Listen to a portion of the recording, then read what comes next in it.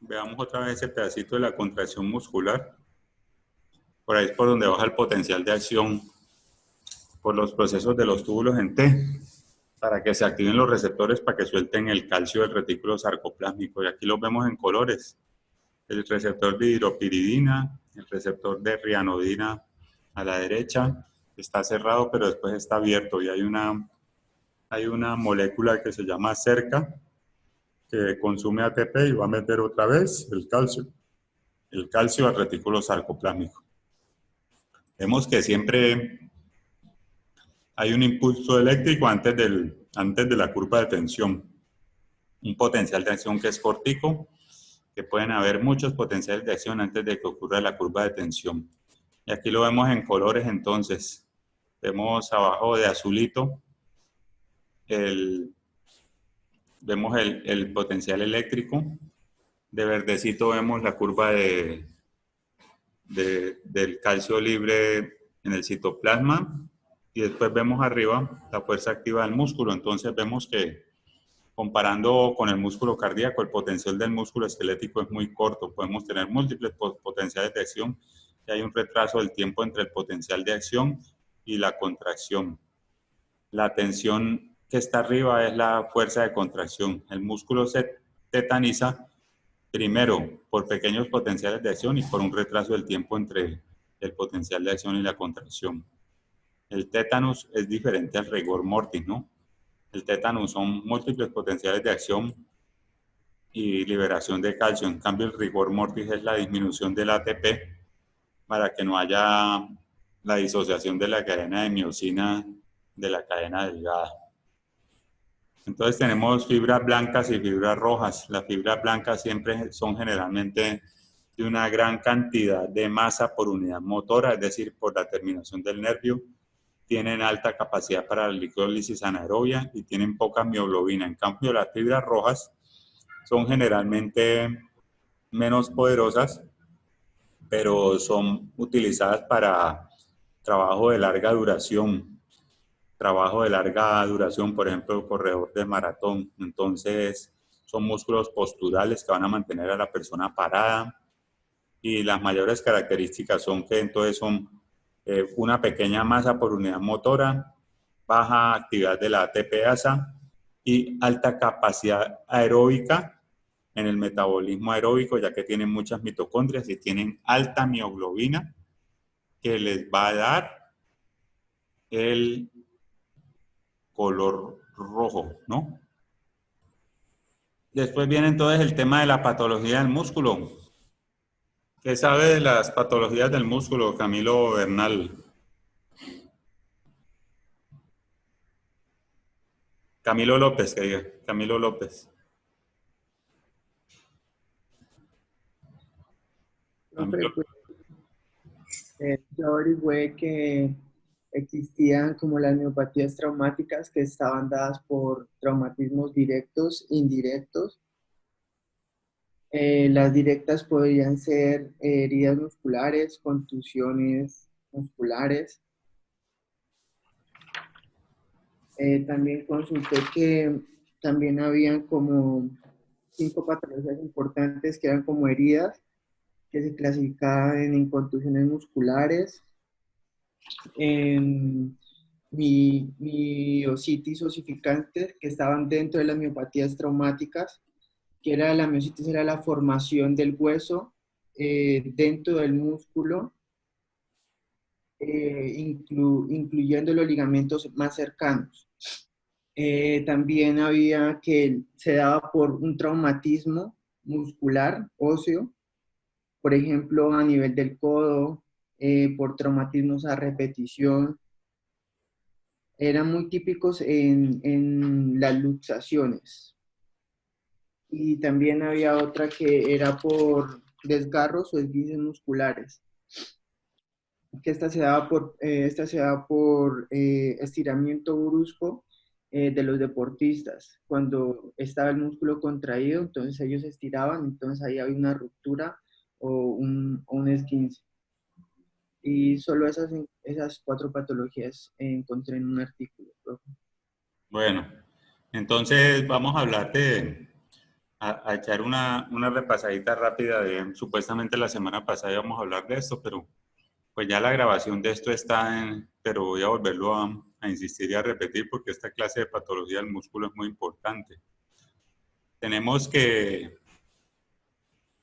hay unas fibras tipo 1 tipo 2, entonces es la velocidad de contracción. Las tipo 1 es de una velocidad corta, las tipo 2 es de una velocidad rápida. Entonces las tipo 1 serían como la carga, capacidad para sostener carga. En cambio, las tipo 2 serían para movimientos rápidos. El metabolismo de las tipo 1 es aeróbico, donde está el ciclo de Krebs. Acuérdense que las mitocondrias están adentro de las células y las mitocondrias son las que tienen el ciclo de Krebs adentro de ellas mismas.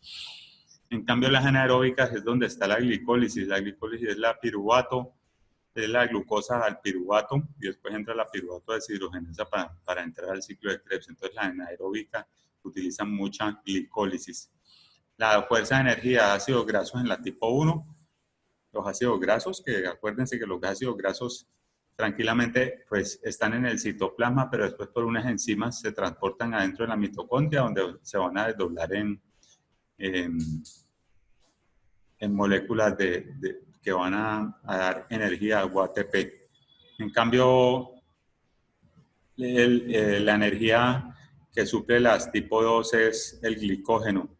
El metabolismo del glicógeno, que son unas cadenas de glucosas que están en los músculos o en el hígado, sobre todo en los músculos, está el glicógeno. Y en ese capítulo de bioquímica es donde hablan de una cantidad de enfermedades que son por problemas por formar glucógeno o desdoblar el glicógeno. Unas enfermedades genéticas pueden llevar a trastornos del metabolismo del glucógeno, que son las cadenas que están en el músculo o en el hígado. Entonces, en la tipo 1 hay muchas mitocondrias y en las tipo 2 hay pocas mitocondrias. El color del tipo 1 es rojo y el color del tipo 2 es blanco. Baja fatiga en la tipo 1 y fatiga rápida en el tipo 2. Es decir, el tipo 2, que es el corredor de los 100 metros, se fatiga rápido.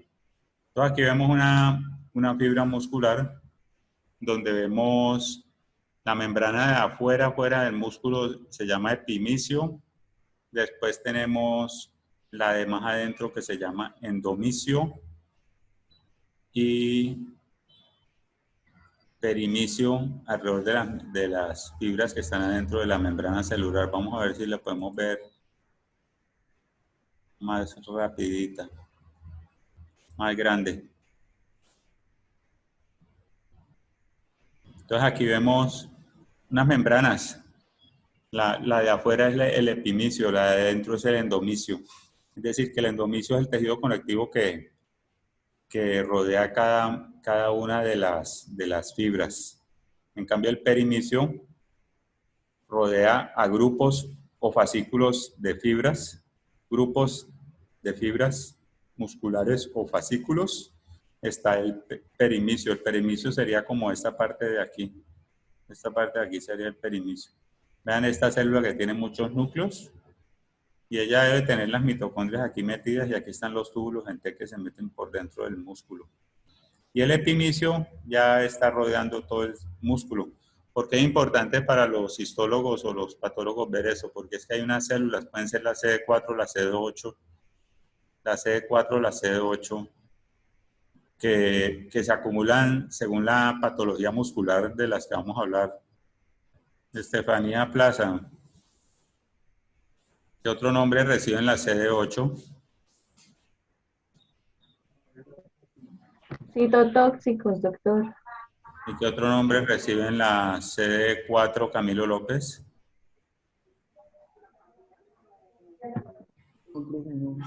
¿Ah? No, no consulté eso. ¿Quién se acuerda?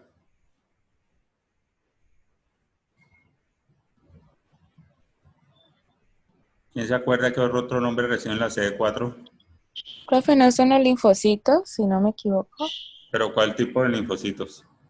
Los T4. ¿Ah? Los T4, profe. Los CD4, ¿qué otro nombre reciben? Los CD8 citotóxicos y los CD4. Linfocitos T. ¿Pero cuáles? T4. Helper, ayudadores. Helper, ayudadores. Acuérdense que los linfocitos CD4 son los que interaccionan con un complejo de histocompatibilidad tipo 2 y los CD8 interaccionan con un complejo de histocompatibilidad tipo 1. Entonces, CD4, CD8 son diferentes tipos de linfocitos y son marcadores. Entonces, esos marcadores los vamos a tener en las patologías estos que vemos ahora. Entonces, ya un corte histológico vemos que el endomicio y el perimicio. Entonces, de verde está el endomicio y de negro está el perimicio para un patólogo. Este dibujito lo estoy mostrando acá para demostrar que a veces los libros se equivocan. Le pusieron perimicio a la membrana de afuera, pero le pusieron endomicio a esta membrana de acá. Y eso lo pusieron mal.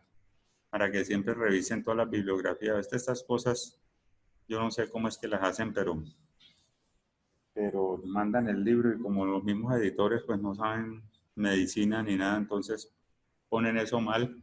Y esto fue una edición después del 2014, 15, 16 y resulta que pusieron el dibujo mal, marcaron mal.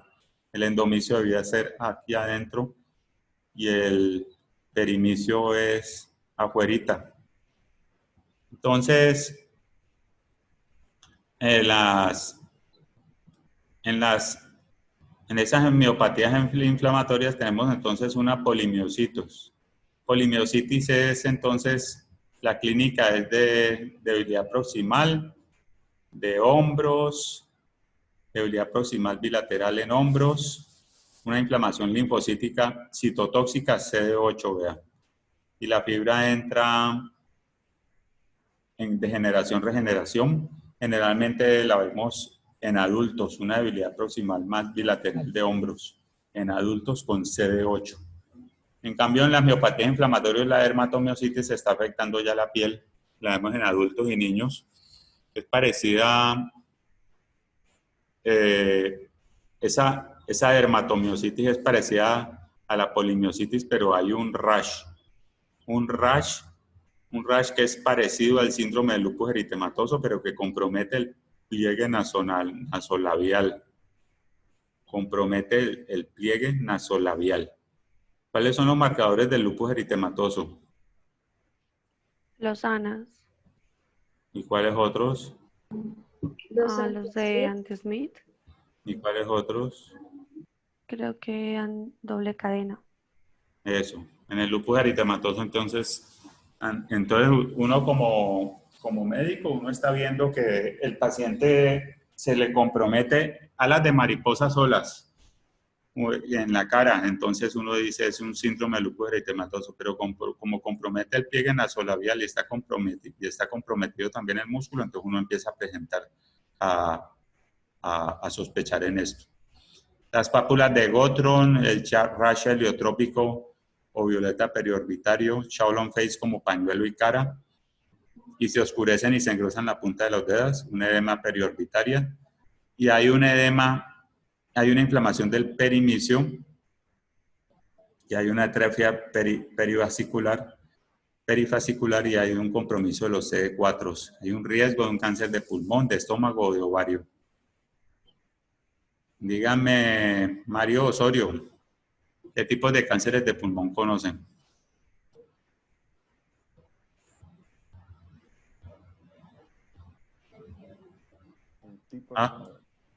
No recuerdo tipos. ¿Qué grupos histológicos conocen?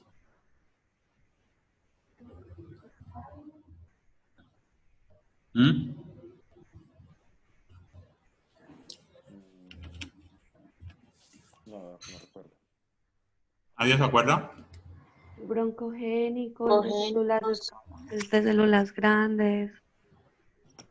Adenocarcinoma también. Adenocarcinoma, ajá. Células grandes, giant cells. Carcinoma. ¿Ah? Escamoso.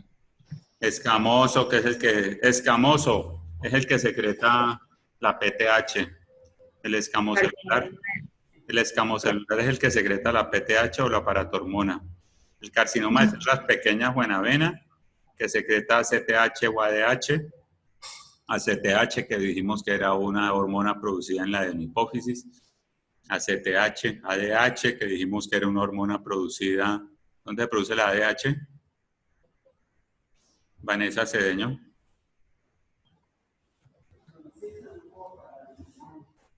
¿Dónde se produce la ADH?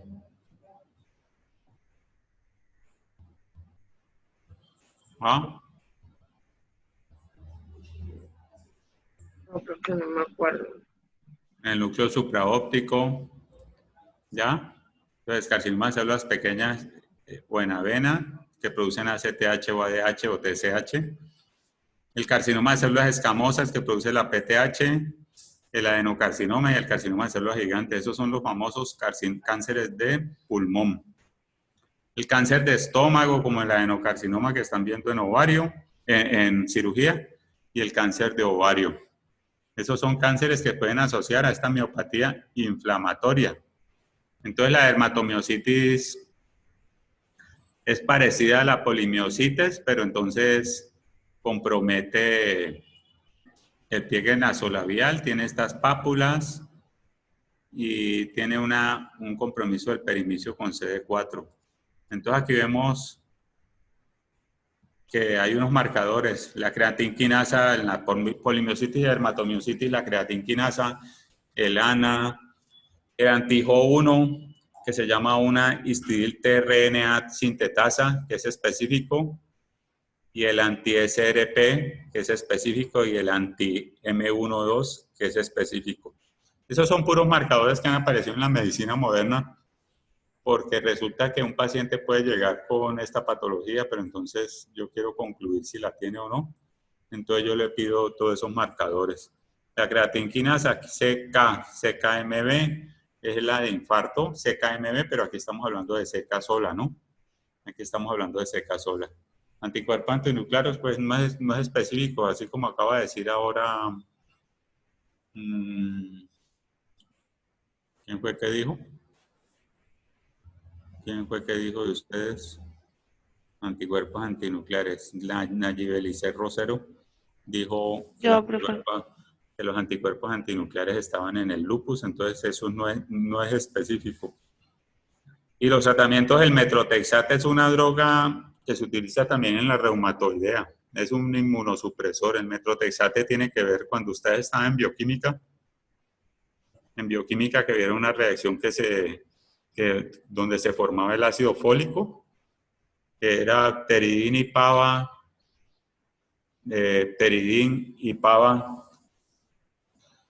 dihidropteroico, ácido dihidropteroico, y el ácido dihidropteroico después formaba ácido tetrahidrofólico, dihidrofólico y después tetrahidrofólico por una cadena de reacciones.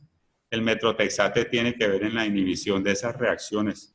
El metrotexate actúa en la misma cadena de reacciones donde actúan los trimetoprimsulfas, que son unos antibióticos.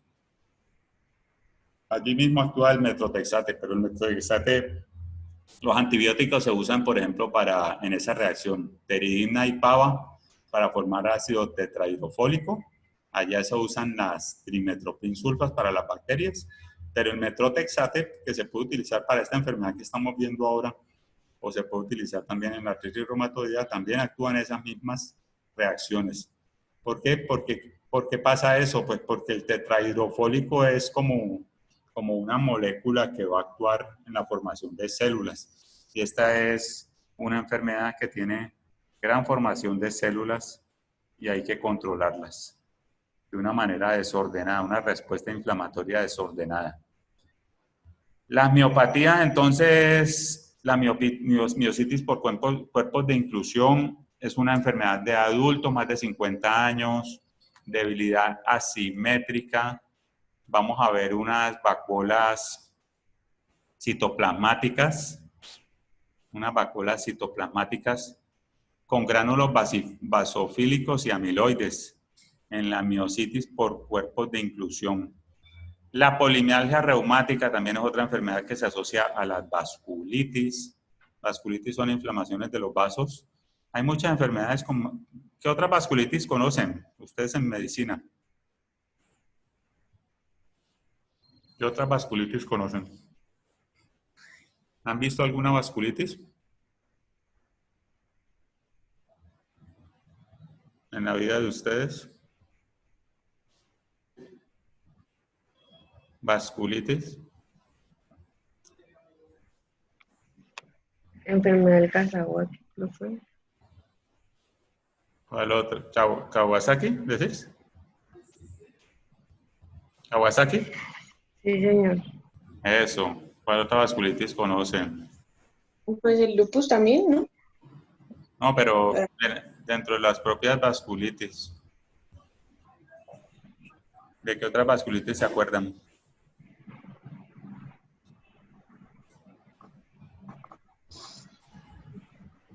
¿Nadie se acuerda? Doctor, la púrpura. La arteritis temporal. La arteritis temporal es la que están hablando aquí, la arteritis temporal de células gigantes. Se asocia a ese dolor del cuello, de la pelvis, de la cadera. El paciente tiene una fiebre, malestar general, pérdida de peso. Mujeres más de 50 años tienen esta vasculitis, que es la arteritis temporal. En el capítulo de vasculitis, cuando ustedes les enseñaron patología, ahí hablaban, por ejemplo, de la enfermedad de Buerger, de fumadores judíos que atacaban las pequeñas y medianas arterias y venas. La poliarteritis nodosa, eso era lo que salía. Profe, ¿y la arteritis de Takayusu también? Takayasu, Kawasaki, Takayasu, Kawasaki, la enfermedad de Wegener, la poliarteritis nodosa y la enfermedad de Berger. Todas esas son arteritis que las ven en el capítulo de arteritis. Entonces aquí estamos hablando de la arteritis de células gigantes. Entonces, ¿qué pasa? El paciente llega con ese dolor. Entonces, el primer paso es que nosotros le pedimos una sedimentación y una creatinquinasa. La creatinquinasa va a ser normal, pero la sedimentación sale aumentada por esa inflamación.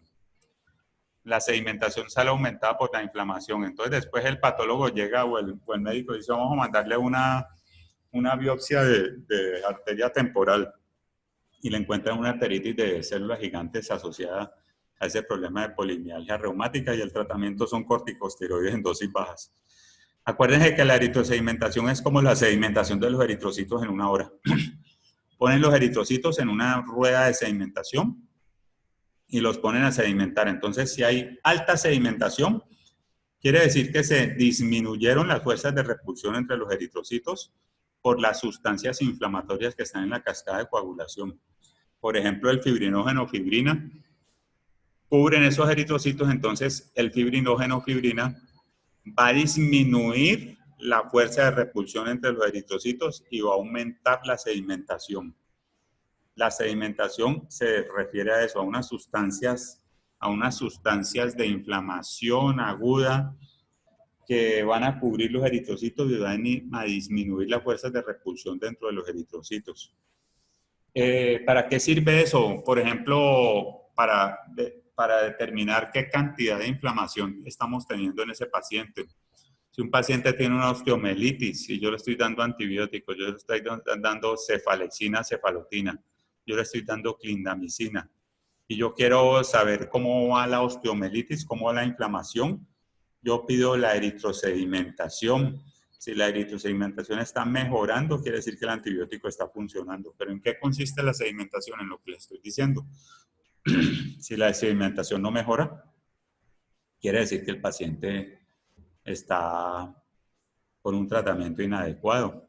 El hemograma como que no nos dice nada en un proceso inflamatorio de una osteomelitis. Entonces, una de las maneras de seguir el proceso es la sedimentación y la proteína C reactiva.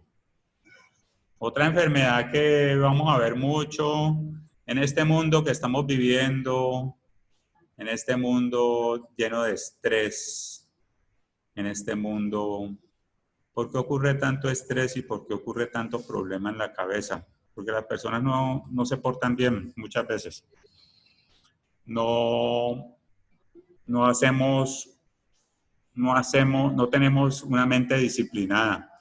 Por ejemplo, si ustedes llegan a perder un examen o llegan a entrar en dificultades, muchas veces es indisciplina de ustedes. ¿Qué hicieron durante el puente? Revisaron el tema, revisaron cosas de antes. Entonces, la gente empieza a caer en un estrés y en una ansiedad. En estas épocas de pandemia, donde tenemos problemas económicos, donde tenemos problemas de crisis, de ansiedad, de depresión, entonces las personas pueden terminar manifestando por esa depresión y esa ansiedad enfermedades como una fibromialgia, que lo vemos tanto en la consulta de ortopedia. Vemos mujeres entre 20 y 50 años, entonces ya van a ver una enfermedad osteomuscular, unos problemas osteomusculares, pero que los van a ver asociados ya a problemas supratentoriales. Entonces va a ser una mujer de 20, 50 años con un dolor y rigidez en la mañana que aumenta más que en los periodos de alto ejercicio. Va a haber parestesia, va a haber insomnio, va a haber fatiga. Le dicen a veces fibrofog porque está sacado como de la misma palabra brain fog. Cuando hablamos de brain fog en medicina o en cualquier dirección de internet, cuando ponemos brain fog, quiere decir como niebla cerebral. A la persona le dicen algo y se le olvida. Le enseñan algo y se le olvida. Todo se le olvida. El cerebro no está en condiciones mentales óptimas debido a múltiples factores, ¿no? Alimentación, ejercicio, dormida, disciplina, todas esas cosas. Estos pacientes van a tener fibrofog, así le dicen porque es como fibro tomado de fibromialgia y fog es como niebla. Van a estar también en condiciones mentales subóptimas. Al tener esta fibromialgia, tienen múltiples puntos simétricos de dolor en los músculos, en los tendones, en las articulaciones, en la columna, en la escápula, en el epicondilo lateral y la rodilla medial.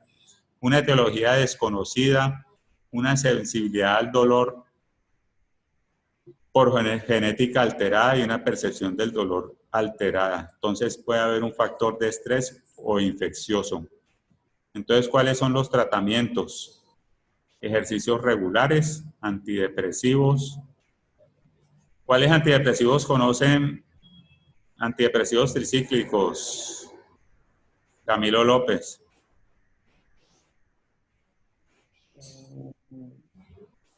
Tricíclicos.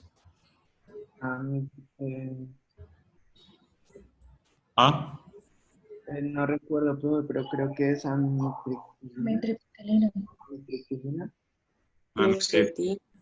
No, esos son los inhibidores de la recaptación de serotonina. Sería fluoxetina, sertralina, paroxetina. Fluoxetina, sertralina, paroxetina, inhibidores de la recaptación de serotonina. ¿Y tricíclicos? Amitriptilina. Imipramina, amitriptilina, desipramina. Protriptilina. Serían los tricíclicos. Entonces, los tricíclicos son los que disminuyen la recaptación de norepinefrina del botón presináptico y de la serotonina también, que tienen como efectos colaterales problemas anticolinérgicos. Esos serían los antidepresivos tricíclicos. Y los de SSRI, serotonina Specific Reuptake Inhibitors, serían fluoxetina, sertralina, paroxetina, que inhiben la recaptación de serotonina en el botón presinápticos. Entonces, ¿para qué usan todos esos antidepresivos? Lo usan, por ejemplo, la amitriptilina. Bueno, los usan en problemas de ansiedad, depresión, trastornos obsesivos compulsivos, pero creo que bajas dosis se usa como sedante. Como sedante, ansiedad. En ortopedia tenemos a veces una enfermedad que se llama la neuropatía, el daño del nervio. Entonces el nervio puede ocurrir los daños neurológicos del nervio periférico pueden ocurrir en diferentes grados, ¿no? Y en los grados leves, cuando el nervio está dañado, por ejemplo, por un balazo o algo, se ha demostrado que utilizando los antidepresivos, uno de esos antidepresivos tricíclicos, la amitriptilina, que la regeneración del nervio mejora. Yo una vez tuve un paciente con un balazo del nervio femoral, sí, una herida por bala en el muslo, y yo le empecé a dar uno de esos, y yo vi que el nervio se recuperó con más velocidad. Hay estudios sobre esos. Vean cómo ya temas de psiquiatría lo estamos asociando al sistema osteomuscular. Y también aquí están hablando de agentes para el dolor como la gabapentina. Los síndromes miastémicos, ahí es donde hablan sobre la miastemia gravis. Entonces es la enfermedad donde tenemos anticuerpos en la unión neuromuscular. Entonces se manifiesta más que todo por ptosis y diplopía. Y es una enfermedad que va aumentando por las contracciones y puede llegar a una insuficiencia respiratoria. Entonces clínicamente el paciente va a tener una tosis, unos problemas de deglución, una voz nasal, sonrisa gruñona, le dicen a esa enfermedad que le sale acá como snarling smile. Entonces una debilidad que va a progresar. La debilidad va a progresar y generalmente es asimétrica. Pero ¿qué pasa en la miastemia gravis? Los reflejos profundos están intactos. ¿Cuáles reflejos profundos conocen ustedes? ¿No es el bicipital? Ese es uno. ¿Cuál es el otro?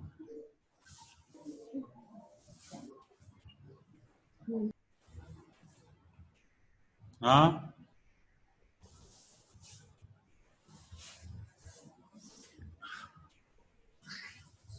El patelar, el aquiliano S1, el patelar L4, El tricipital. El medio pubiano. El brachiorradial, todo eso son reflejos profundos, entonces están intactos, unas respuestas pupilares normales. Ustedes van a ser médicos generales y ustedes tienen que andar en el servicio de urgencias con el martillito de reflejos y con la linterna también. Porque el paciente que va a llegar con esa diplopía, con una voz nasal, con una parálisis descendente, ustedes le van a ver, entonces le van a iluminar las pupilas, le van a tomar los reflejos, porque estamos diciendo reflejo patelar, reflejo aquiliano, reflejos profundos intactos. Una fuerza que se va perdiendo de arriba hacia abajo, de los ojos, tosis palpebral hacia abajo. Si yo me duermo, pues el paciente puede terminar en una insuficiencia respiratoria en una UCI, ¿no? Entonces yo tengo que diagnosticarla rápido. Y las respuestas pupilares, ¿por qué se hacen? Porque hay una enfermedad que se llama la miastemia gravis. Jessica Bernal. Señor, El botulismo actúa... ¿Cuál es el mecanismo de acción del botulismo?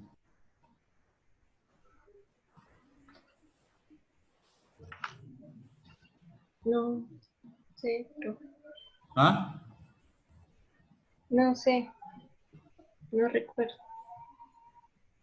¿Se acuerdan que era la toxina botulínica? Era la que Bloquea la acetilcolina, profe, ¿no? inhibía la liberación de acetilcolina en el botón presináptico.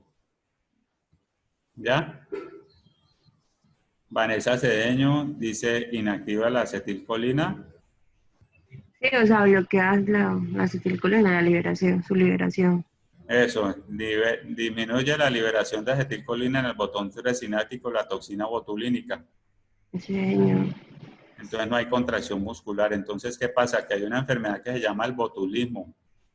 Botulismo puede ser la toxina botulínica, bueno, inyectada en los músculos de la cara para que se vayan las arrugas, para que no se contraigan, inhibe la liberación de acetilcolina del botón presináptico. Pero también en pediatría, un niño que tomó miel en un frasco y se tomó las esporas del botulismo, entonces la bacteria va a liberarse en el intestino y va a tener una parálisis de las extremidades inferiores, ¿ya? Una parálisis el niño, pero en el niño sí hay una respuesta pupilar anormal, ¿ya? El reflejo pupilar se afecta, entonces por eso es que estamos diciendo respuestas pupilares normales en la miastemia gravis. El botulismo, que es un diagnóstico diferencial, tendría una respuesta pupilar anormal, ¿ya? Entonces, síndromes miastémicos, Eaton-Lambert. Se asocia a una malignidad paraneoplásica, el carcinoma de células escamosas, que dijimos ahora al comienzo de la clase cuáles eran los cánceres que existían. Dijimos que los cánceres de pulmón eran el carcinoma de células escamosas, el carcinoma de células pequeñas o en avena, el adenocarcinoma o el carcinoma de células gigantes eran los famosos. Entonces, este síndrome miasténico de Eaton-Lambert se puede asociar a carcinoma de células escamosas. Ya, esos tipos de cánceres que dijimos al comienzo de la clase, a uno de esos que es el carcinoma de células escamosas. ¿Qué pasa con este paciente? Tiene unos anticuerpos contra el canal de calcio, anticuerpos contra los canales de calcio en el botón presináptico. Entonces tiene una debilidad proximal, no es de la cara, pero sí pueden ser de la cadera y esa debilidad va mejorando a medida que se va contrayendo cada vez los músculos. Ese es el síndrome miasténico de Eaton-Lambert. ¿Ya? Clínica de Eaton-Lambert dice acá, clínica de Eaton-Lambert. Los aminoglucósidos. Juliana Niño, ¿qué aminoglucósidos conoce?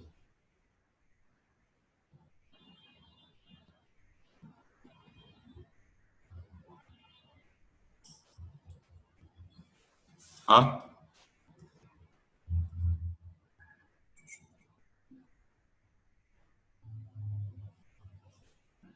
No se oye, micrófono. Hola. Hola. Gentamicina, Hola. tromavicina, gentamicina. Neogentamicatobra, neomicina, gentamicina, amicacina, tobramicina son los aminoglucósidos. Ya actúan a nivel de la subunidad 30S de los ribosomas de las bacterias. Aminoglucósidos a nivel de la subunidad 30S en el proceso de transcripción. Entonces, neogentamicatobra, neomicina, gentamicina, amicacina, tobramicina. Los aminoglucósidos también pueden tener una condición parecida a la miastemia. O como acabo de decir, el botulismo también puede tener una condición parecida a la miastemia, pero las pupilas se dilatan y la estimulación repetitiva muestra un aumento de la contracción. Entonces, en esta enfermedad vamos a tener un test inicial, como dicen las preguntas en inglés, Best Initial Test, anticuerpos contra receptor de acetilcolina, porque esa enfermedad se presenta con anticuerpos contra acetilcolina. En las generalizadas están en un 80 o un 90%, pero si la enfermedad se limita solamente a los ojos, están en un 70%. Hay una prueba de una droga que se llama el hidrofonio. Acuérdense que hay unas drogas que inhiben a la acetilcolinesterasa. ¿Por qué la queremos inhibir la acetilcolinesterasa? Para que aumente la acetilcolina, porque en esta enfermedad hay unos anticuerpos contra el receptor de acetilcolina. Entonces el hidrofonio es una prueba sensitiva, hidrofonio tensilón. No es específico, pero puede causar como efecto colateral náusea, diarrea, fasciculación y raramente síncope. En la miastemia gravis tomamos una radiografía, un CAT, que puede haber un timoma en un 10 a un 15%, o una hiperplasia tímica en un 65%. En esos casos, cuando hay ese timoma o la hiperplasia tímica, le remueven ese timoma y resulta que la enfermedad se va. Pero el test, entonces el test inicial es el test de los anticuerpos contra el receptor de acetilcolina, pero el test más preciso sería la electromiografía, donde vamos a encontrar que cada vez que el paciente estimula las contracciones, cada vez la contracción muscular va a ir disminuyendo. Entonces, ¿cómo son los tratamientos? El tratamiento inicial es la piridostigmina, neostigmina. Sirve más que todo para mejorar los síntomas.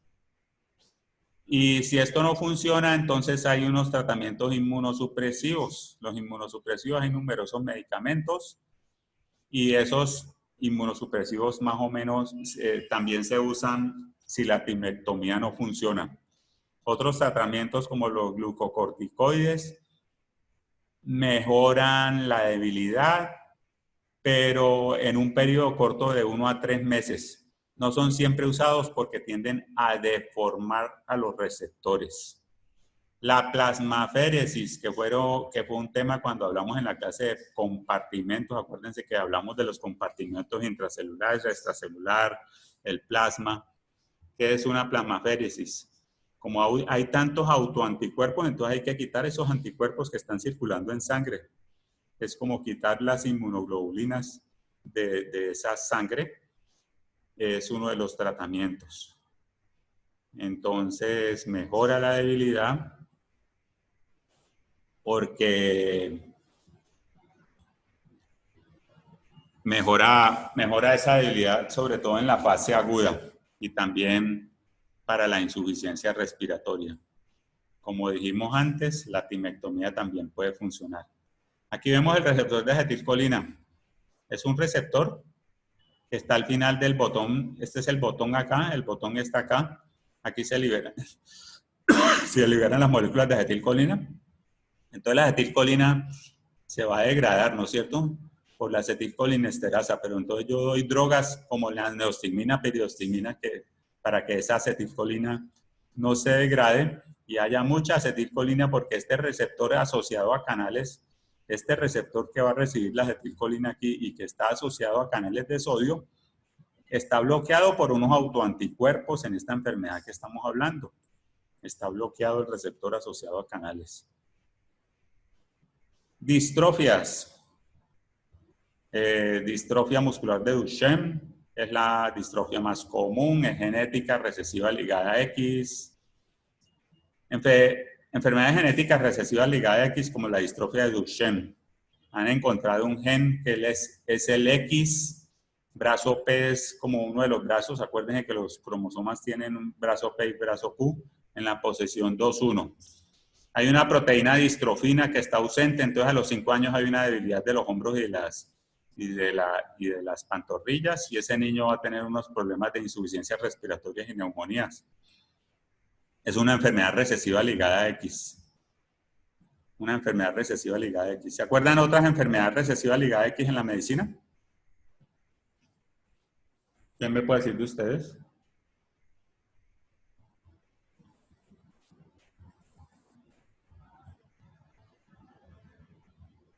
¿Ah? Una enfermedad recesiva ligada a X en la medicina. Cualquiera de las famosísimas. ¿Ah? La hemofilia. Allí de hemofilia.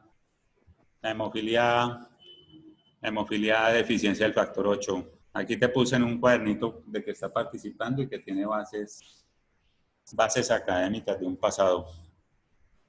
¿Ya? Entonces, sí, la hemofilia tipo A, deficiencia del factor 8. La hemofilia tipo B, deficiencia del factor 9. Los factores de coagulación, la hemofilia es una recesiva ligada a X. ¿Por qué? Las mujeres lo transmiten, los hombres la padecen. Entonces ustedes podrán decir, ay no, estamos en los huesitos, estamos en ortopedia. ¿Por qué me habla de hemofilia? Porque ustedes son médicos, ustedes tienen que estar teniendo en cuenta todo lo que les han enseñado hasta ahora.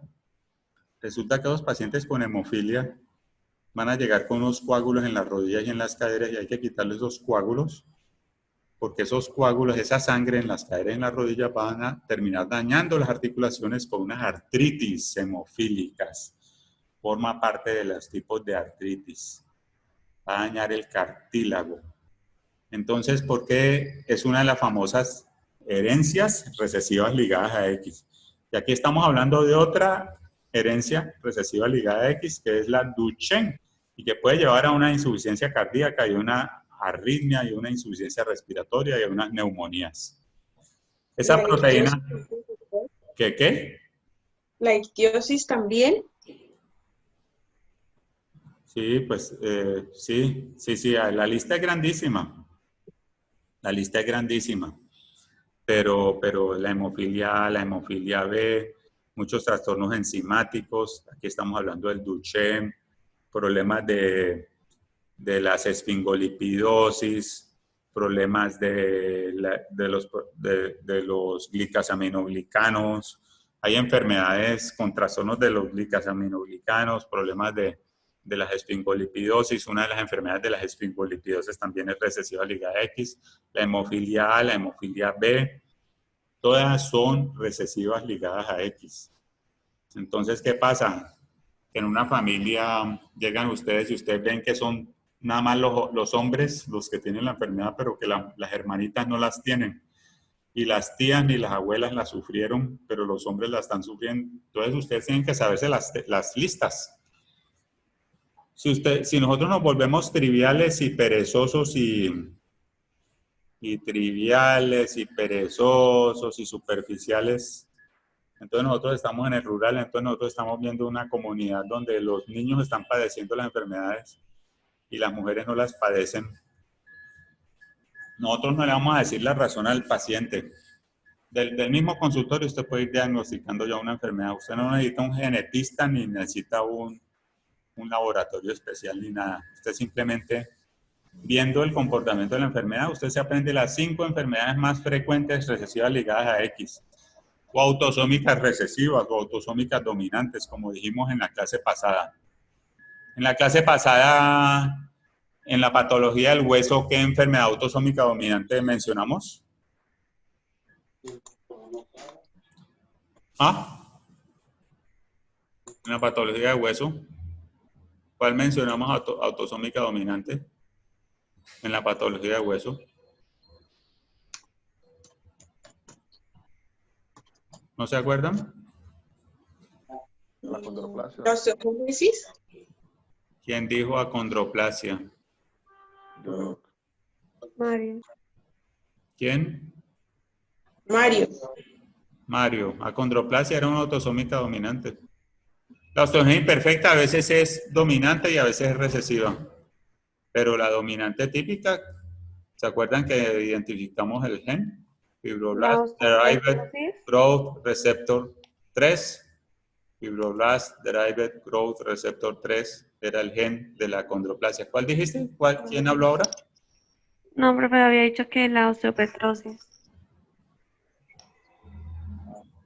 Que lo que pasa es que había visto que una forma leve de osteopetrosis se asocia a una presentación de autosómica dominante. Sí, también, sí. Sí, también. Sí. Entonces, uno, en los libros de medicina siempre hay una lista de las dominantes, las recesivas y las recesivas ligadas a X. Y hay que tenerlas siempre presentes porque ustedes van a tener el rural. Entonces, imagínense la gravedad de esto. Ustedes no pueden coger, digamos que en un pueblito, se lo digo porque yo ya lo vi en la vida real una vez. Hay una enfermedad que se está heredando, entonces que tiene la tendencia a manifestarse con retardo mental. Hay una enfermedad que se está heredando y tiene la tendencia a manifestarse con retardo mental. Entonces, ustedes ven que los hombres y las mujeres la padecen. Por ejemplo, una neurofibromatosis me llegó a mi ortopedia. ¿Por qué? Porque el paciente tenía escoliosis. Entonces, habían unos que tenían un retardo medio profundo, no podían ir ni al baño. Tenían que estar todo el día acostados en una cama, pero habían unos que tenían retardo mental leve. Eso hay que frenarlo. Hay que decirle a la familia, aquí está pasando algo. Entonces hay que llevar a ese paciente, a esos familiares hay que llevarlos hay que decirle a la familia que hay que hacer vasectomía, hay que hacer ligaduras de trompas. Hay que frenar eso de alguna manera. Usted está viendo el paciente con... Usted no necesita un genetista ni un laboratorio, ¿no? Es que ese es el problema. Cuando nosotros no estudiamos, nosotros decimos, no, la culpa es del genetista.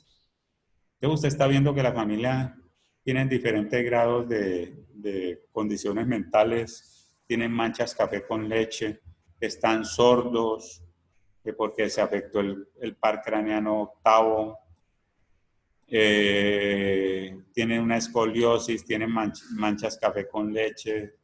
Hay unos que se casaron, hay otros que no se casaron, tienen una neurofibromatosis, neurofibromas.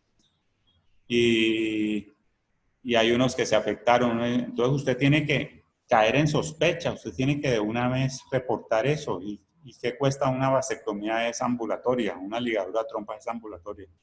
usted está evitando dolores de cabeza. En esa familia después nazca una persona que sea una carga para la familia. Entonces usted como médico, yo me acuerdo que una vez un caso de eso llegó al hospital y le pregunté a alguien y me dijo, no, hay que mandarlo donde el genetista. ¿Ya? Nosotros no podemos ser así porque estamos causando un daño en la comunidad cuando no actuamos rápido. Entonces el Duchenne aumenta la creatinquinasa. Hay unas fibras de varios tamaños con necrosis, degeneración y regeneración, infiltración grasa. Y a la biopsia vamos a ver una tinción inmunológica con disminución de la distrofina y el DNA por la reacción de la cadena de la polimerasa se puede identificar. Esta es la maniobra de Gower. El niño se apoya en las rodillas para levantarse porque tiene una debilidad en las caderas y tiene una pseudohipertrofia de las pantorrillas. Y la de Becker es menos común, pero ahí sí hay una mutación que altera la distrofina y hay raramente un compromiso cardíaco. La enfermedad de Guillain-Barré es la otra enfermedad que hay unos autoanticuerpos contra las células de mielina, unos autoanticuerpos, ¿ya? Entonces, se ha asociado al virus del Epstein-Barr, al virus del herpes,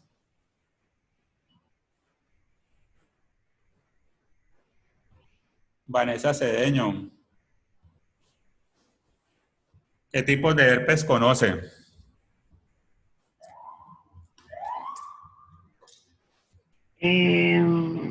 Herpes labial.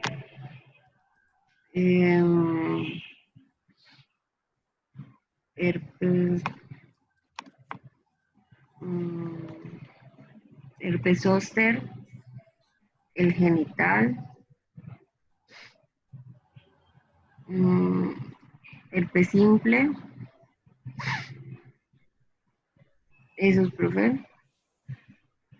¿Me escuchan? Sí, claro, estoy oyendo. Esos. Acuérdense, ustedes, entonces ahora estamos en épocas de coronavirus. Entonces ustedes deben tener un mapa mental de todos los virus. Entonces van a llegar a una fiesta ahora en diciembre. ¿De qué universidad es usted? Y el coronavirus cómo da, y la varicela cómo da, y la influenza, y el HIV, y la rabia, me mordió un perro. ¿De dónde? Entonces yo tengo que tener un mapa mental de todos los virus. Los DNA son, el herpes está dentro de los DNA. Los DNA son herpes, heparna, adeno, parvo, papova, pox, son los DNA. La lista de RNA son picorna, cáliz, reo, flavi, toga, retro, orto, paramixo, rhabdofilo. Todo ese resto, ¿no?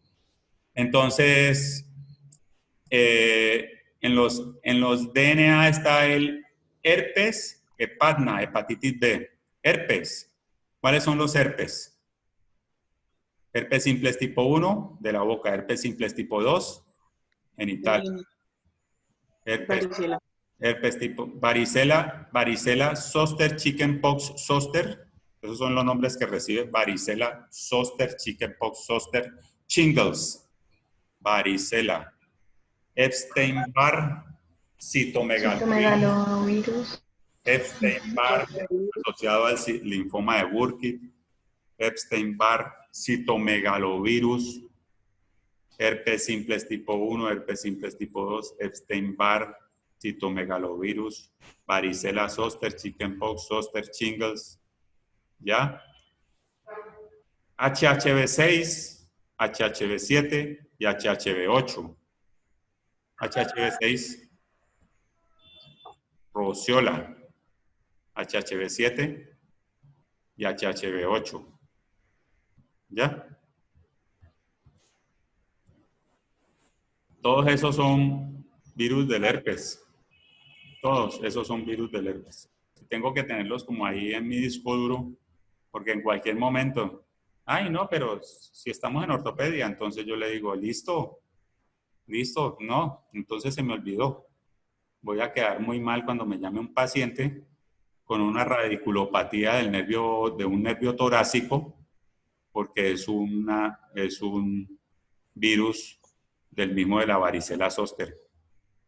¿Ya? El paciente le dio varicela, el virus se quedó viviendo en la raíz torácica intercostal durante muchos años y durante un periodo de estrés tiene una radiculopatía por ese varicela zoster, que se llama zoster. ¿Ya? Entonces hay que tener en cuenta todo eso, hay que estarlo repasando a toda hora en la vida diaria. Yo lo estoy repasando con ustedes ahora. Entonces siempre tenemos, si ustedes no repasan todo lo que les enseñaron, ustedes, cada vez que les enseñen algo, ustedes tienen que estarlo repasando. Si no repasan, ustedes van a quedar en cero. ¿Ya? Entonces, termina uno en cero y termina uno como trabajando como un, yo no sé, es decir, desorientado. Entonces uno tiene que tener la motivación y la curiosidad por estar siempre repasando todo lo que le enseñan. ¿Ya? Entonces aquí estamos diciendo que el Guillain-Barré es una neuropatía, un paciente que pudo haber tenido un herpes. Como dice allí, un Epstein-Barr, un herpes. Una diarrea con sangre como la Campylobacter. Hay diarreas con sangre, ¿no? Como el Campylobacter, la Yersinia. Son diarreas con sangre. Entonces, 75% de los pacientes tienen una infección 1 a 3 semanas antes. Se puede asociar a una inmunización también, como la vacuna de la influenza en 1976. Ya la influenza sería un virus RNA, una vacuna de la influenza en 1976, pero después con las nuevas fórmulas bajaron a 1 en 1.000.000. Se puede encontrar frecuentemente con pacientes con HIV, síndrome de lupus eritematoso o linfomas, pero en este caso la debilidad es ascendente y aquí ya estamos disminuyendo los reflejos profundos, es decir, el patelar, el aquiliano ya no funciona. Yo llego al consultorio con mi martillito de reflejos. Pueden morir por insuficiencia respiratoria. Frecuentemente consultan por un dolor de espalda bajo temprano y una ausencia de reflejos hasta que llegue a una debilidad total.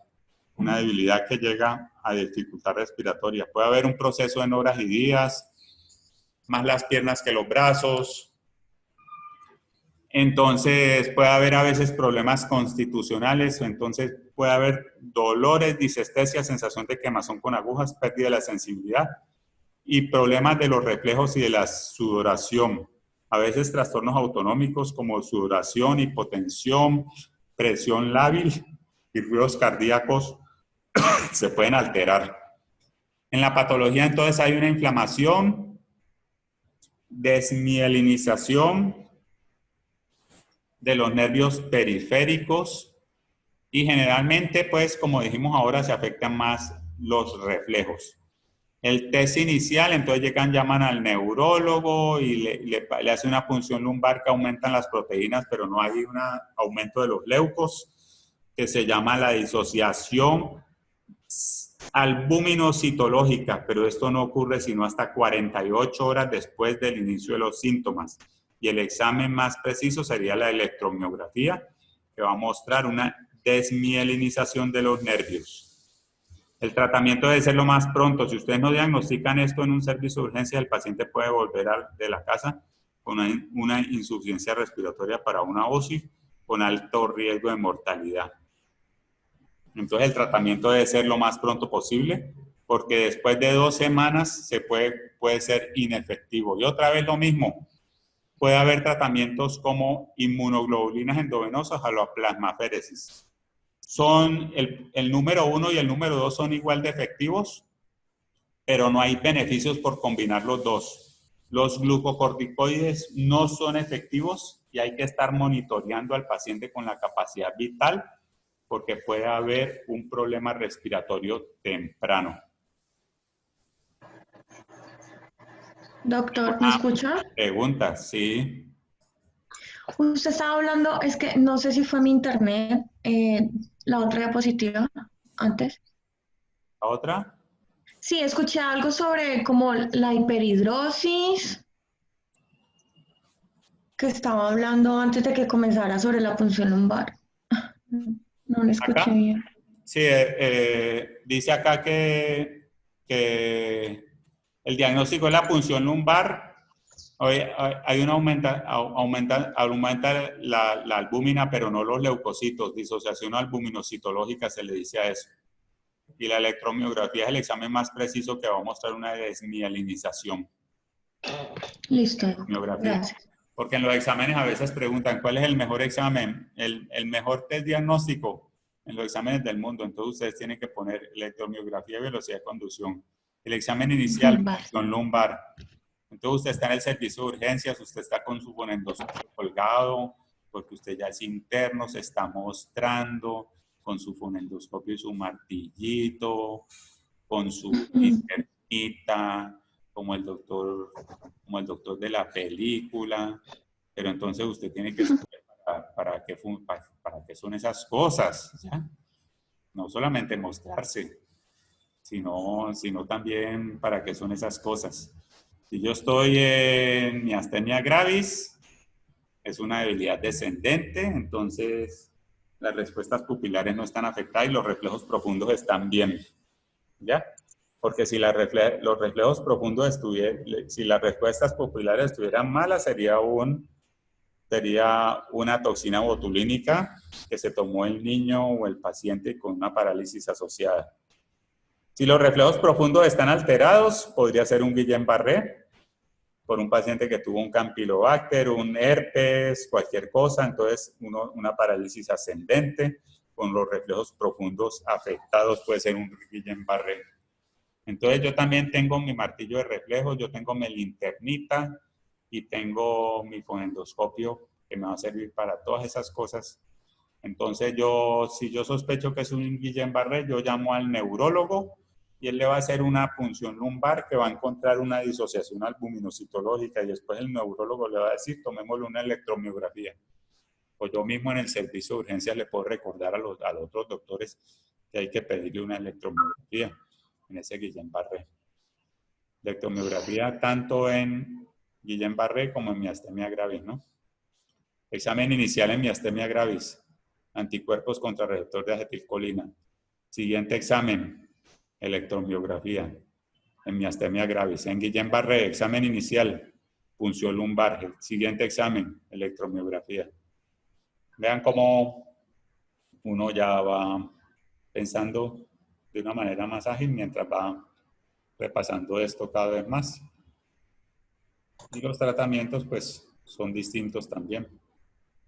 ¿Qué más preguntas?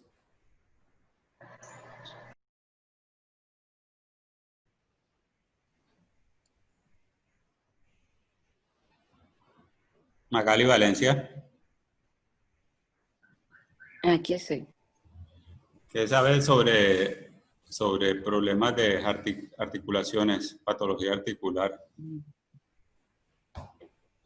Bueno, las articulaciones se pueden dañar por muchos tipos de lesiones, o enfermedades, incluyendo lo que es la artritis, que es la inflamación como tal de las articulaciones, bursitis, que es la inflamación de la bolsa llena de líquido sinovial, que protege la articulación, dislocaciones, que son lesiones que sacan del lugar, o la acomodación como tal de los huesos. Y pues entre las más comunes, pues ya la mencioné.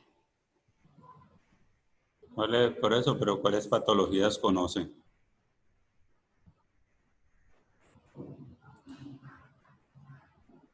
¿Ah?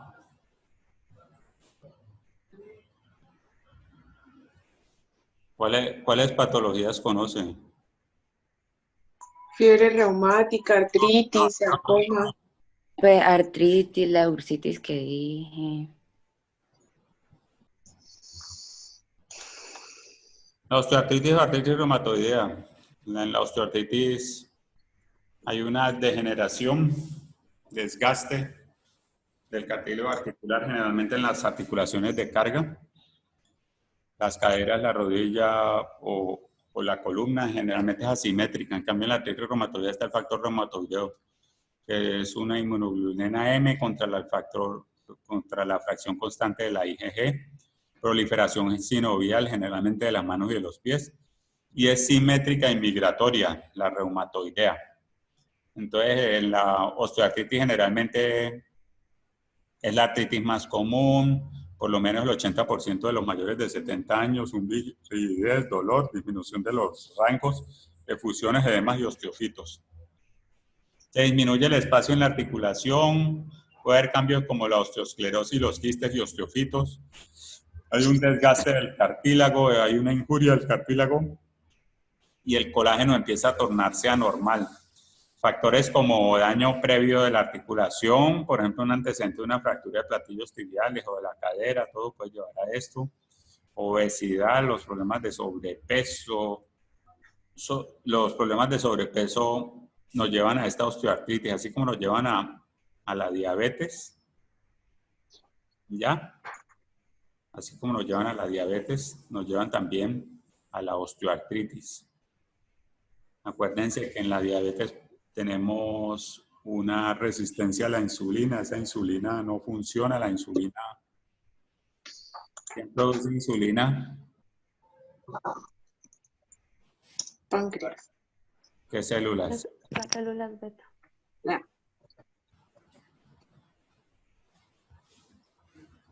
Camilo López, ¿quién produce glucagón?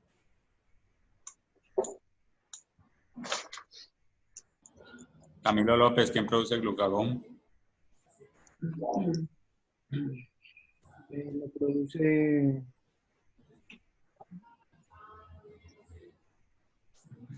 El páncreas. Células alfa. A las células alfa. En el Células páncreas. alfa. Las células alfa, las células beta producen. Lo que estamos hablando. Células alfa, glucagón, células delta, somatostatina, células beta, insulina, 2% del páncreas. El páncreas pesa 50 a 75 gramos, 2% de la insulina. Entonces, una persona con obesidad es una persona que se está dañando las articulaciones, pero también se está dañando el metabolismo. Una persona con obesidad, si yo tengo una insulinoresistencia, yo estoy aquí todo como con falta de energía. La insulina no me está metiendo, la insulina que la producen las células beta, no me está metiendo glucosa a mis células, entonces estoy como comiendo y comiendo con hambre todo el día, pero sin energía, sin función intelectual, sin capacidades para rendir, sin energía de ningún tipo. Eso es un problema. La obesidad es un problema muy grave en el mundo y está llevando a problemas articulares como también problemas de la diabetes, problemas de... Se mueren primero de infarto, tienen problemas de los ojos, problemas de neuropatía, problemas de todo tipo. Entonces aquí vemos otro de las patologías asociadas a la obesidad, como es la osteoartritis. La ocronosis, la diabetes, la hemartrosis. Dijimos hemartrosis en hemofilia. En la hemofilia, ¿qué factor se iba en la hemofilia tipo A? Valentina.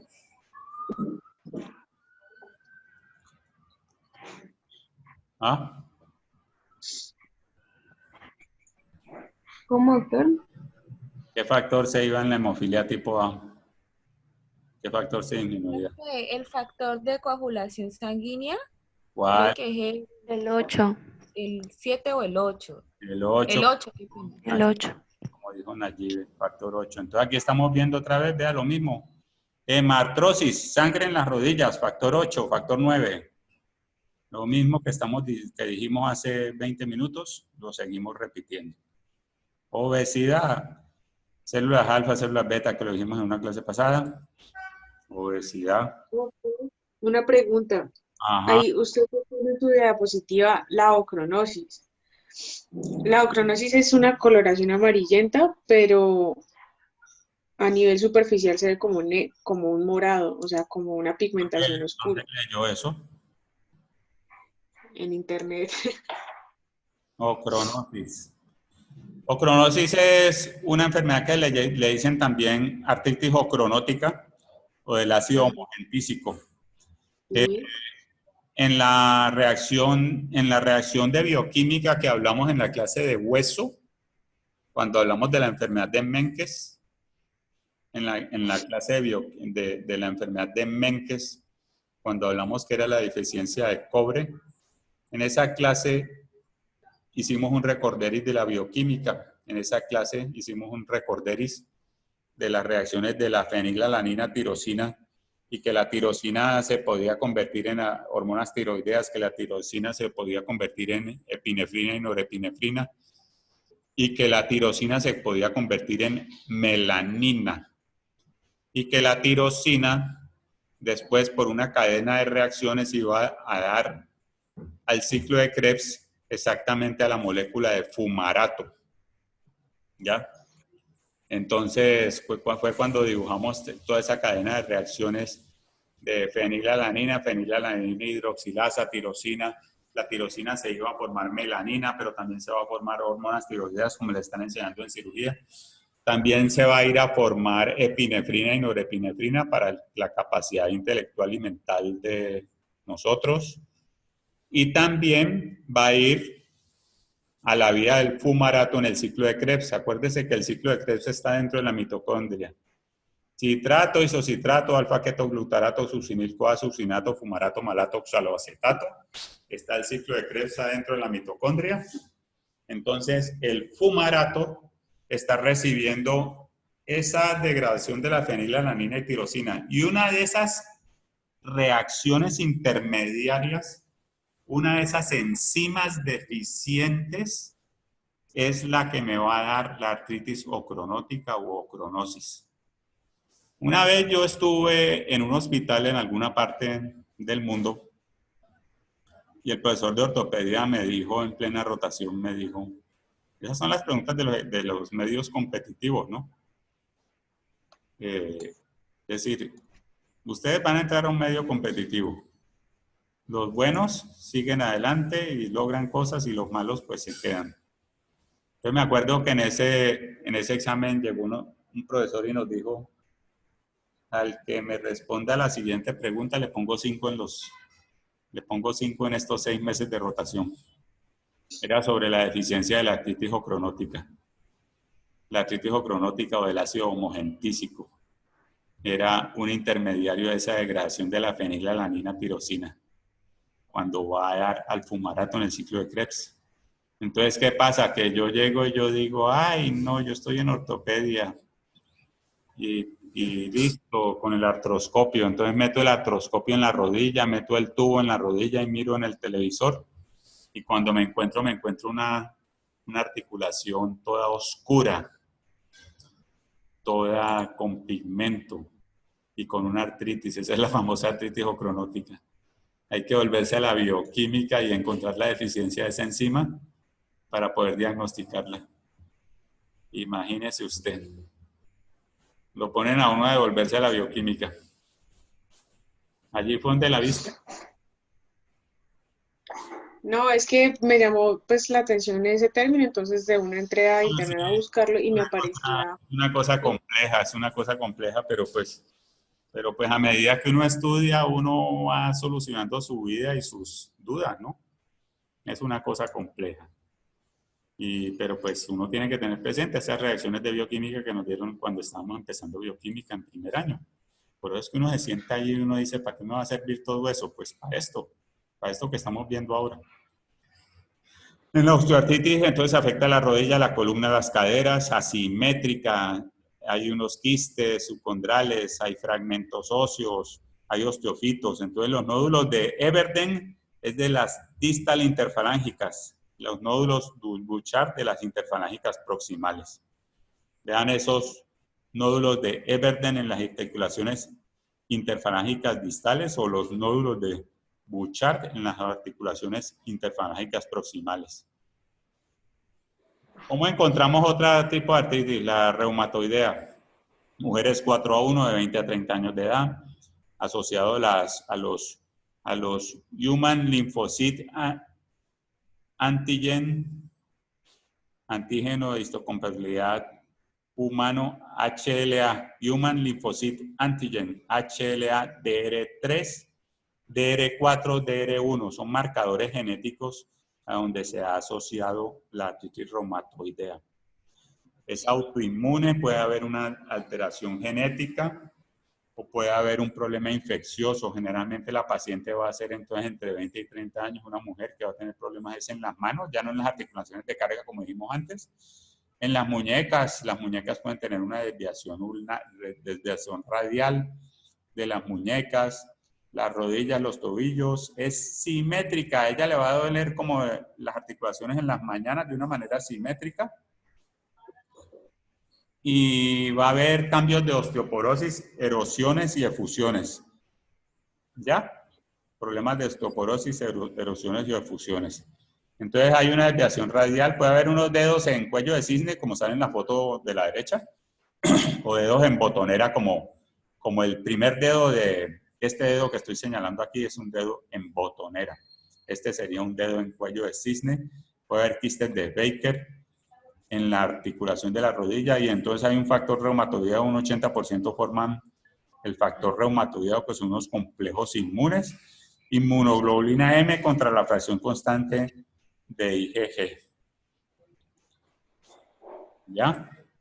Entonces, acuérdense que yo les dije que la reumatología es el tratamiento médico de todas estas enfermedades articulares. Sería el tratamiento médico de estas enfermedades articulares, la reumatología. Entonces, tenemos que el paciente va a tener una fiebre, malestar, fatiga, nódulos, vasculitis, linfadenopatía, aumento del vaso. Entonces, a ese paciente le vamos a palpar los ganglios linfáticos, le vamos a ver el aumento del vaso de pronto por una ecografía.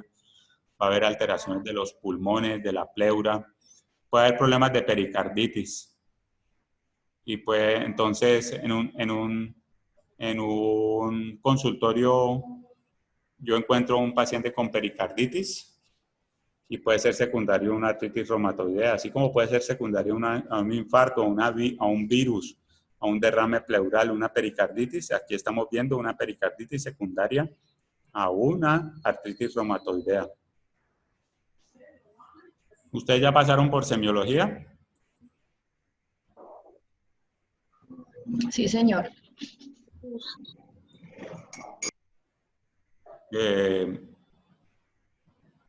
Magali, ¿qué es un pulso paradójico?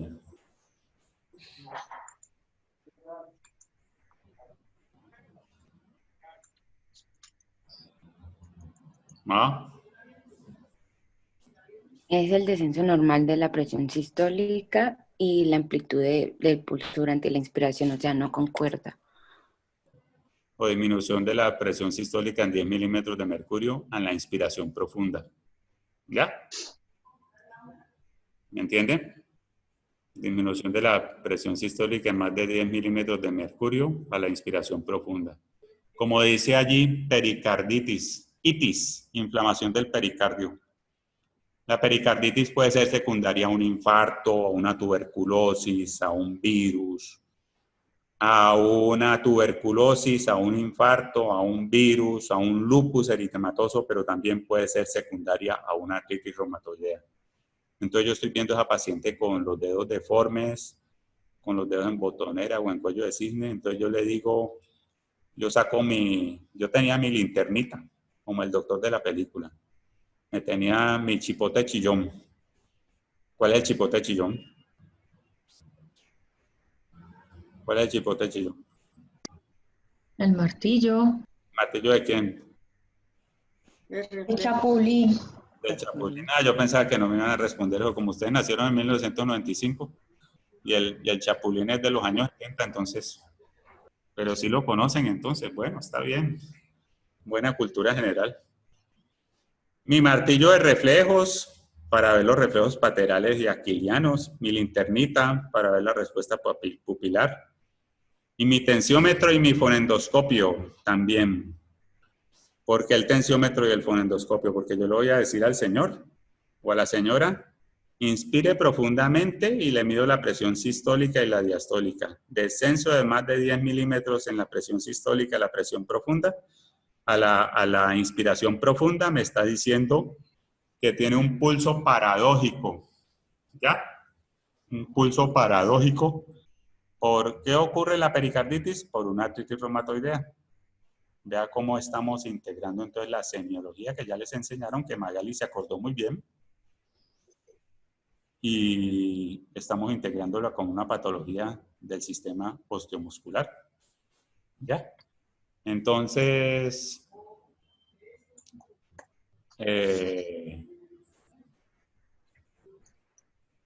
y al electrocardiograma, ¿cómo va a salir la pericarditis? Aumento del ST. Aumento del ST. ¿Qué otra patología puede tener aumento del ST?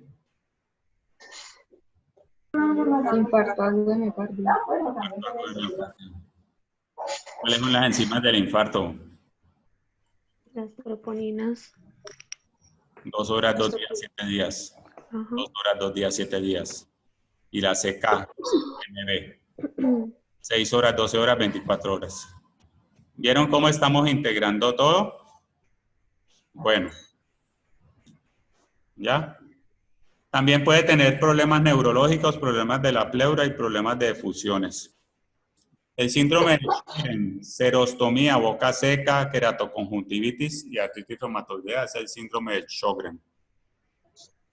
El síndrome de Felty es la artritis reumatoidea con esplenomegalia y neutropenia, y el síndrome de Kaplan con C es la artritis reumatoidea con una neumoconiosis. ¿Quién se acuerda de las neumoconiosis? ¿Cuáles son las neumoconiosis? ¿No son las de las personas mineras? ¿Las qué? ¿Las personas que trabajan en las minas? Las neumoconiosis son las enfermedades pulmonares ocupacionales. Entonces ella me dice, minas de carbón, antracosis. Minas de arena y de cemento y de sílice, silicosis, ¿ya? Minas de fábricas donde se produce asbestos o para fabricación de barcos y protección de carros, asbestos. Y minas de berilio, beriliosis. Esas son las neumoconiosis. Antracosis, silicosis, beriliosis, asbestosis. Entonces aquí estamos diciendo que el síndrome de Kaplan sería una artritis reumatoidea con una neumoconiosis, con una de esas. Esas son enfermedades ocupacionales, como acaba de decir Nayib, enfermedades de pacientes que trabajan en una mina, entonces generalmente son problemas ocupacionales. La amiloidosis también se puede asociar a artritis reumatoidea y también la enfermedad de Still, que es la JRA, Juvenile Rheumatoid Arthritis, artritis reumatoidea juvenil, que va a cursar con linfadenopatía, esplenomegalia y fiebre. Entonces, hay unas artritis seronegativas donde ya el factor reumatoideo no sale positivo. Entonces tenemos, por ejemplo, la espondilitis anquilosante, que está asociada a la HLA-B27, altera las sacroiliacas y la columna. Puede haber una anquilosis, es decir, una articulación se pega la una con la otra, una uveitis o una insuficiencia aórtica. Insuficiencia aórtica, la válvula aórtica está insuficiente. Insuficiencia aórtica, la válvula aórtica está insuficiente. Vértebras en caña de bambú, en la radiografía, anquilosis costovertebral, costoesternal, puede haber una enfermedad restrictiva, entonces hay que monitorear esos pacientes del sistema respiratorio porque puede haber un problema de la expansión pulmonar. Y a veces hay enfermedades inflamatorias intestinales como la Klebsiella o la Yersinia. ¿Ya? Entonces aquí vemos la deformidad en campo. En esta patología es donde uno escucha que hay una fusión, pues más que todo vertebral. Fusión vertebral. Esa pregunta salía en los bancos de preguntas de la Universidad del Valle durante años y la repetían. La repetían a toda hora la misma pregunta en el banco de admisión. Condilitis anquilosante. Hay otra que es una artritis reactiva como el síndrome de Reiter, artritis, uratitis, conjuntivitis, una tríada clásica. A veces le asocian también uveitis anterior y conjuntivitis, afecta a las rodillas, entonces puede haber un antecedente de una enfermedad venérea como la clamidia, o puede haber un problema de disentería como que sería una sangre, ¿no? También asociado al HLA-B27. Como sale esta memotecnia aquí, can't see, can't be, can't bend my knee, no puedo mirar, no puedo orinar y no puedo doblar mis rodillas. Y la memotecnia es Chips, Shigella, Yersinia, Clamidia, Campylobacter, Salmonella. Son las bacterias que pueden asociar a esta síndrome de Reiter o artritis reactiva, ¿ya? Es una artritis reactiva. La artritis enteropática, como la colitis ulcerativa o enfermedad de Crohn, asociada a artritis y a espondilitis. En estos casos también está asociado al HLA-B27 y hay que dar tratamiento para esa colitis y la artritis se va yendo. Y la psoriásica, vean como un problema dermatológico también se puede asociar a una lesión en las uñas, una psoriasis, problemas asimétricos y unos parches asimétricos en las manos, como vemos en la foto A, o puede haber una dactilitis, es decir, los dedos se inflaman, el signo de pencil, el lápiz en una copa de la articulación interfalángica distal. El 5 al 10% de la artritis reumática, de la artritis, de la psoriasis, pueden presentarse con una artritis. El 5 al 10% de las psoriasis se pueden presentar con una artritis. Puede dar una artritis similar a la artritis reumatoidea y también está asociado al HLA-B27. Después tenemos la artritis por gotas, la hiperuricemia. La gota puede ser por problemas de sobreproducción de ácido úrico, que va nada más en un 10% de los casos, o un problema de la baja excreción, que ya se ve en un 90% de los casos de gota, o artritis por ácido úrico. En la de sobreproducción tenemos la enfermedad de Leishman. Es una deficiencia enzimática del metabolismo de las purinas. ¿Ya? Una enfermedad enzimática del metabolismo de las purinas. ¿Cuáles son las purinas?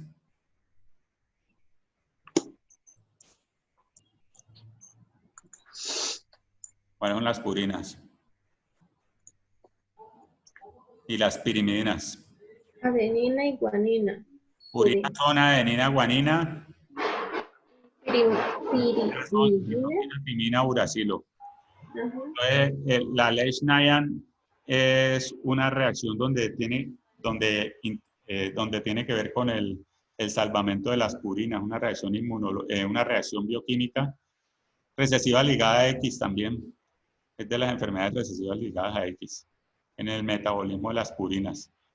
Lisis tumoral, un paciente en una quimioterapia. Entonces, cuando yo estoy haciendo quimioterapia, radioterapia, yo estoy lisando las células tumorales. Entonces, un paciente puede estar en un tratamiento oncológico y puede tener una sobreproducción de esas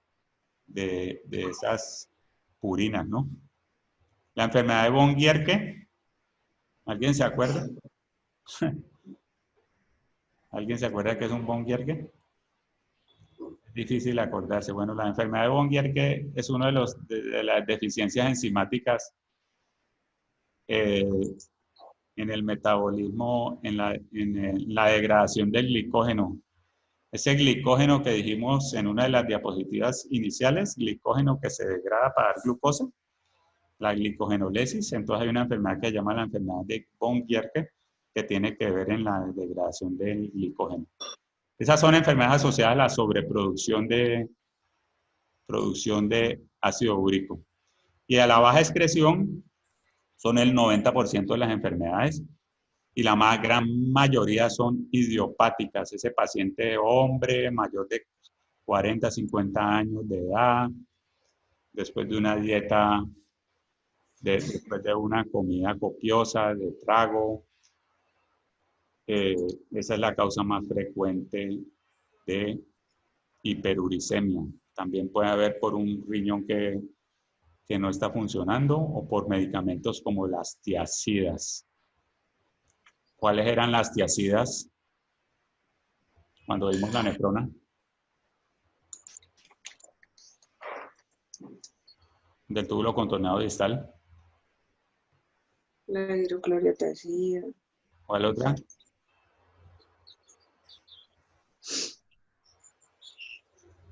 En el túbulo contorneado distal, hidroclorotiazida, indapamida, metolazona, donde actuaba la vitamina D,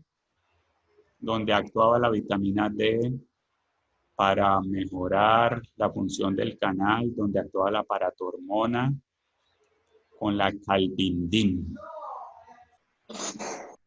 Tenemos que entonces la idiopatía, las tiazidas, un paciente tranquilamente puede tener 40, 50 años, comió una dieta rica en carnes rojas, entonces ustedes llegan y ustedes están en el consultorio y ustedes dicen, y además toma tiazidas, porque tiene una insuficiencia cardíaca, tiene una hipertensión, está en tratamiento con tiazidas, hidroclorotiazida, indapamida, metolazona. Ah, sí, esa misma que actúa en el túbulo contorneado distal, en los canales de sodio, porque inhiben la reabsorción de sodio en el túbulo contorneado distal, allá donde se activa la vitamina D, donde actúa la vitamina D activada, porque la vitamina D se activaba en el túbulo contorneado proximal. Primera activación en el hígado, segunda activación en el túbulo contorneado proximal. Y la vitamina D activada actuaba en el túbulo contorneado distal con la calbindin. Y también actuaba en el intestino para aumentar la absorción de calcio y fósforo. Eso mismo, me acuerdo yo en el consultorio, cuando estoy viendo a ese paciente ahora por una artritis. Por una artritis ácido. ¿Qué? ¿Alguien habló? Nadie. Bueno. Alguien me corrigió. Bueno. Entonces, la secundaria entonces puede ser por mieloproliferativos, una leucemia, una insuficiencia renal, drogas o Leishmanian. Aquí tienen primaria o secundaria. Es otra clasificación, primaria o secundaria, secundaria un cáncer. Yo me acuerdo que una vez estábamos en la clínica y había un paciente que tenía un seminoma, un tumor de testículo, y le estaban dando una terapia contra el cáncer y después nos llaman a nosotros porque tiene un dolor en el dedo gordo del pie, hallux, como dice acá, o dolores en el tobillo o en el talón o en la muñeca, dolor. Al aspirado encontramos unos cristales en aguja, negativamente birrefringentes a la luz polarizada, es decir, que se van a ver amarillos por luz paralela y azules por luz perpendicular. Aumento de los niveles de ácido úrico, a veces no tanto en sangre. El ácido úrico no se aumenta tanto en el examen de sangre, entonces a veces puede ser normal el ácido úrico, entonces no hay alteraciones. Entonces ese examen como que no funciona tanto como el aspirado funciona mejor. Macroscópicamente, vamos a ver tofus en las articulaciones, en el hélix del oído, en el tendón de Aquiles, o puede haber también ulceraciones alrededor de la articulación. Entonces, articulaciones asimétricas, asimétricamente afectadas, un dolor clásico de la metatarsofalágica, también un tofus del oído externo, de la bursa del olecrano, del tendón de Aquiles. Puede haber un ataque agudo por una dieta alta en purinas, las purinas, adenina, guanina, carnes rojas, comida de mar, trauma, cirugía, deshidratación, diuréticos, el alcohol también. Entonces el paciente típico que dice que toma diuréticos pero que estuvo tomando cerveza. El alcohol compite por la excreción del ácido úrico. El riñón en esa nefrona que dibujamos en la clase pasada, el riñón va a botar ácido úrico, pero el alcohol va a competir por la excreción de ese ácido úrico en la orina. El tratamiento en la etapa aguda, los AINES, antiinflamatorio non-esteroide, antiinflamatorios no esteroideos, ¿no? AINES, antiinflamatorios no esteroideos. Profe, Ajá. y en este caso, si la persona, digamos, no solo en la gota, sino cuando tiene artritis, es alérgica a los AINES y digamos que se le da otro tipo de tratamiento, pero de todas formas la paciente sigue con frecuentes dolores que no permite que duerma. Ahí como qué podría hacerse o cómo se podría tratar a esa paciente. No, pues si es alérgico a los AINES, pues no se le da AINES, pero como vamos a ver ahora, hay varios tipos de drogas. En la gota hay, por ejemplo, la colchicina, el alopurinol y el probenecid. ¿Ya? ¿Y en la artritis? ¿Cuál artritis? ¿Cuál de todas? En la reumatoidea. No, en la reumatoidea hay metrotexate, ¿ya? Hay terapias inmunosupresivas como el metrotexate.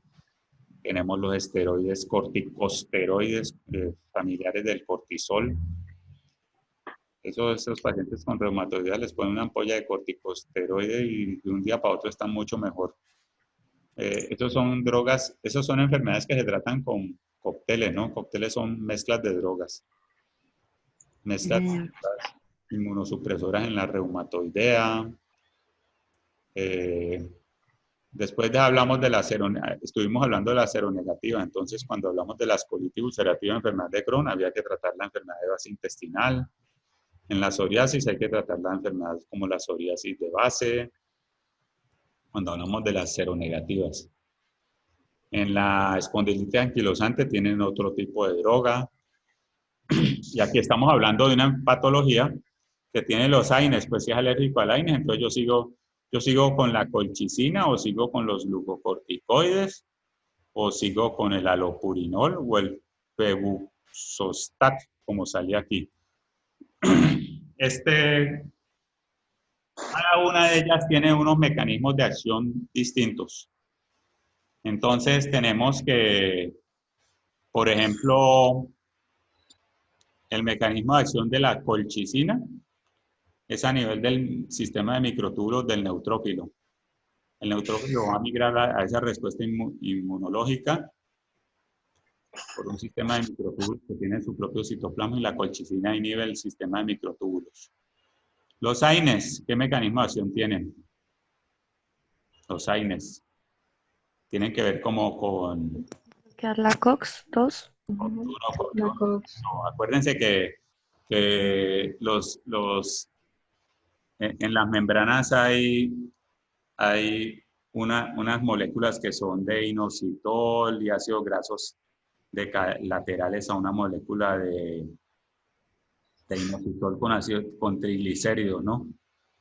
El glicerol que está con ácidos grasos de cadena larga, y en ese caso sería el ácido araquidónico, un ácido graso de cadena larga. Y el ácido araquidónico se va a metabolizar por unas ciclooxigenasas.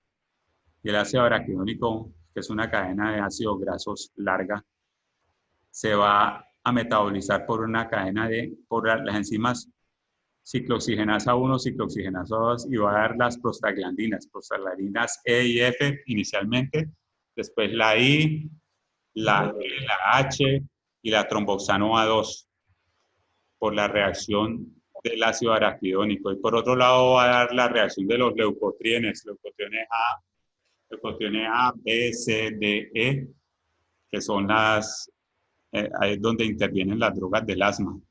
Esas son reacciones del ácido araquidónico con la ciclooxigenasa 1 y 2, como dijo Nayib ahora. ¿Ya? Ese es el mecanismo de acción de los AINES. Inhibición de la ciclooxigenasa cuando van a producir las prostaglandinas E y F y la tromboxana A2, prostaglandina y todos los tipos de prostaglandinas. Ese es el mecanismo de acción de los AINES. ¿Se acuerdan en la primera clase cuando vimos los diferentes mecanismos de acción también en el osteoclasto y el osteoblasto? Los mecanismos de acción hay que sabérselos para saber yo qué estoy haciendo cuando le estoy dando a ese paciente las diferentes drogas. ¿La colchicina qué hace? Inhibe el sistema de microtúbulos del neutrófilo. Una reacción aguda donde hay esa cantidad de cristales en el dedo gordo del pie. y en el oído, y en el codo, y en las rodillas. Los neutrófilos van a llegar a esos cristales, entonces la colchicina me va a inhibir el sistema de microtúbulos del neutrófilo. ¿Y la xantina oxidasa qué hace? La adenina y la guanina, que son las purinas, unas moléculas que están en el DNA de nosotros mismos. Está la adenina y la guanina. Esa adenina y la guanina se van a metabolizar por una enzima que se llama xantina oxidasa. ¿Para producir qué? Ácido úrico. Entonces los inhibidores de la xantina oxidasa son el alopurinol y el febuxostat. ¿Ya? ¿Qué complicaciones pueden haber en una gota? Destrucción, deformidad, insuficiencia renal, por un urato que está en el intersticio o en los túbulos colectores, o se van a formar cálculos. ¿Qué tipo de cálculos conocen ustedes que ocurran en el riñón?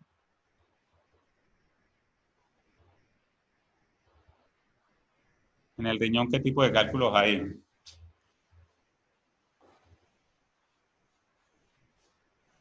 De calcio, de ácido úrico. ¿Aló? Hola. ¿Me están oyendo? Sí, señor. Sí, señor. Bueno, entonces, como dijimos ahora, los cálculos. Gluconato de calcio, oxalato de calcio. Cálculos que se ven en el riñón blanquitos, ¿no es cierto? Y se pueden ver hasta en una radiografía a veces. Cálculos blanquitos. Los cálculos de ácido úrico, en cambio, son radiolúcidos. Los de calcio son radiopacos. Amonio, magnesio, fosfato son cálculos también del riñón, o se les dice estruvita, producido asociados a bacterias ureasa positiva como el Proteus o el estafilococo, y los otros son de cistina. Son los diferentes cálculos que vemos nosotros en urología, y aquí lo estamos integrando en la clase de hoy, porque aquí estamos viendo cálculos en esta enfermedad que se llama gota.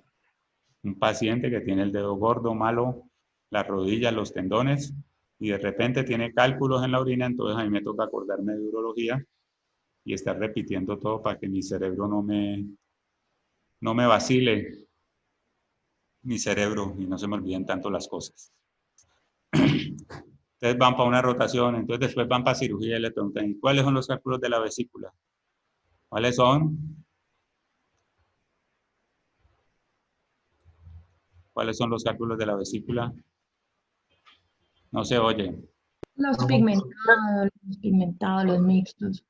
Los mixtos, los pigmentados, ¿y cuáles otros? Los de colesterol. Los de colesterol, que se ven frecuentemente en mujeres que usan anticonceptivos, en nativoamericanos, los de colesterol o enfermedad de Crohn o colitis ulcerativa.